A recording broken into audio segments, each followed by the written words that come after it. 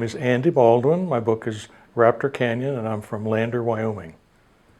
Great. My first question is, after reading the book, I fell in love with the location. Is it a real place? Is Raptor Canyon and Canyonlands, I know Canyonlands National Park is, but is Raptor Canyon a real place?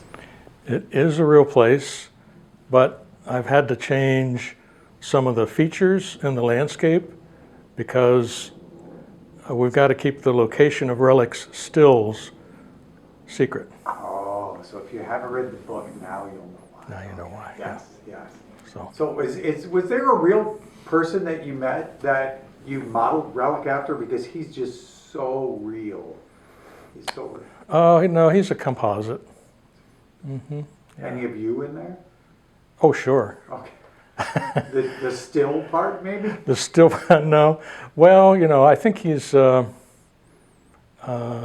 think a lot of introverts relate to a hermit lifestyle at one point or another, and I've always found that interesting. I don't think I could be a hermit, but there are aspects of that appeal to me from time to time, especially when things get really frustrating in the outside world. So let's talk about that. The subject of your book, Raptor Canyon, there's a lot going on in this book besides just a plot. There seems to be a moral question being asked, and the characters themselves have to weigh in. Relic has weighed in, but the other people now have to weigh in. So how did you come to pick that, and how would you define that moral element of your book? Well, I think Wyatt is, he's a young professional, and he's got expectations on himself about what he's supposed to be like and what he thinks he ought to aspire to be like. And it's sort of like articles of clothing. He's sort of put them on, and he's carrying forth in life. And so the story is, in a lot of ways, about him shedding those. And getting out from underneath that and figuring out what's really going on around him and what he wants to do. Right. Yeah. So let me ask you about the location. Raptor Canyon becomes a character in the book. To me it did, and I think a lot of the other judges mentioned the same thing. And that it offers solutions, it causes problems, it itself becomes an obstacle besides the typical villains that are in the book. Did you consciously create it as a character? Did you relate it to something else? How did the character of Raptor Canyon be created?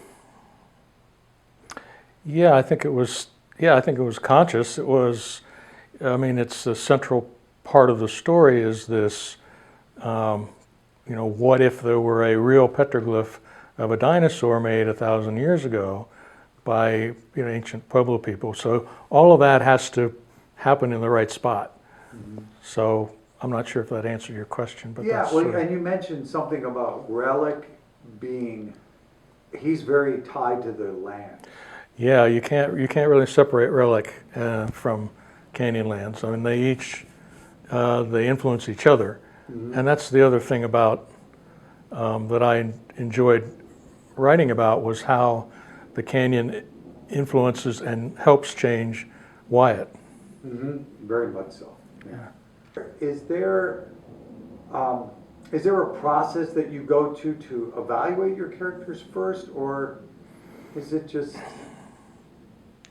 Yeah. Oh, lots of thought goes into each one of them, and I think whether they're sort of the good guys or sort of the bad guys, they're still they all have their own dimensions and how they interact within themselves.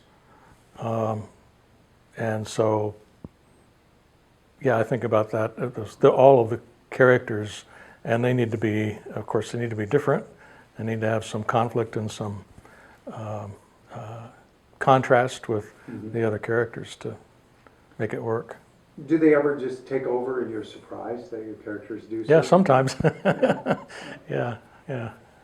It always works with, the deeper you think about it and the farther along you go, that seems to pick up. Yeah. That they'll do that. Yeah, definitely. What about first readers? Do you just finish the book and that's it? Or do you have a group of people or someone who reads those books before he even gives you feedback? I do. My wife reads them, my dad reads them, my sister reads them. Sometimes my daughter will read them. She's an English teacher. That helps. Yep. So I get comments from them. Usually, well, they're pretty wide ranging. Sometimes it's, no, the hat was on this way in the prior scene. It can't be on this way. And sometimes it's broader, like, it wouldn't why does it make sense for something to happen in a certain way? So that's helpful to have that. Yeah. Do you trust them because they're almost everyone you named is a family member? Are they Sure. honest? Oh yeah. I tell them it doesn't do me any good if you're not honest with it about it. So Why bother? if you want to help me, then just be blunt. Tell me. Yeah. So let me ask you about this competition in particular. How did you find out about it? Why did you enter?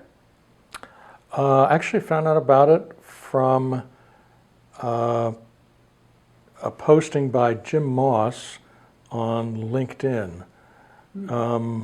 He posted something about the contest, and then later I heard he might actually been involved with the contest. I'm not sure if he was a reader or what, but that's where I saw it, and then from there I just checked it out. Was there anything that you are or were expecting to get out of it about entering the contest? Well, I think so. It's exceeded my expectations because I've met all these great people, and who are smart and talented, and it's a whole different world for me. Writing is mostly a solitary activity, so being able to meet people who are doing the same thing and learn about both the writing piece of it and the business side of it is really interesting, and this has been great. This competition is wonderful, and it's a great way it's just bringing really neat people into the same discussion about something that they really are interested in, and it's great. It's been much more than what I thought it was. I didn't know what to expect, Right. but. Just gonna say, did you know when you first started it, you were working on a book, or was it something else, and then all of a sudden you just realized, I'll just keep going? No, it was. I wanted to do a novel that focused on a character like Relic, or that character would have a key part in the story, and the location is just. I love those Canyonlands. This beautiful area, Grand Canyon, all of those places that are. Really wild and remote, and some of them are a lot more accessible than even people think. You can get in there by canoe, hike a couple of miles up the canyon.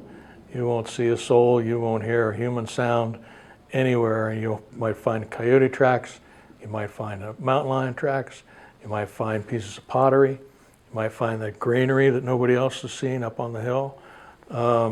So it's a really fascinating landscape, and so that's just writing about it, I guess, is part of my appreciation of it.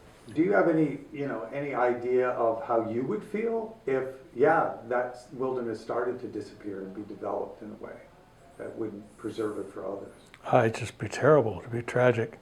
It's already been a lot has been lost, and so we just have to protect what's left, and people who visit these places have to be respectful of them and appreciate them. But if we do that, they'll be around for our grandkids, and that's part of what we want. Yeah. Well, hopefully many will read your book and get that out of it. So I have to thank you for nodding. We didn't talk a lot about how much great action there is in your book, and that it's not the only book, right? There are other books in this series. There are. Desert Guardians is the first, Raptor Canyon is the second. My third is Wings Over Ghost Creek, and it's ready to be released, so it'll probably be in November, and I'm working on a fourth. So it's just been fun to do, and so why stop? I'm really enjoying it. So. Well, good. Don't stop.